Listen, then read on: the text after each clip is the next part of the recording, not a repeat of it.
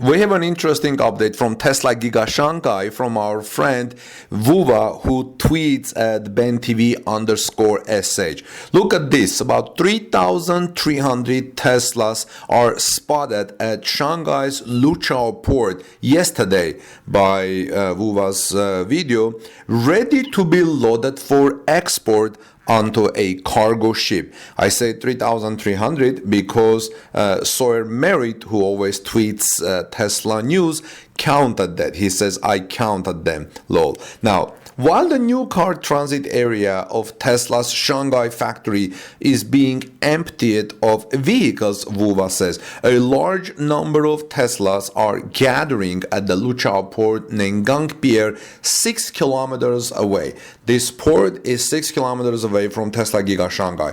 According to the news, all are the Model 3s and they are all destined for the European market. Now, this is great, but you know that in Europe we also have Tesla Giga Berlín ramping up the production. Now, hopefully Giga Berlín ramp ups fast and these cars can be exported elsewhere. Now, Elon mentioned recently that Tesla's next goal is scale. Looking at this, I think they are really there now or getting there, scaling the production of Model 3, Model Y, and other models at different gigafactories that Tesla has around the world. Now, I'm not seeing a slowdown here. What about you?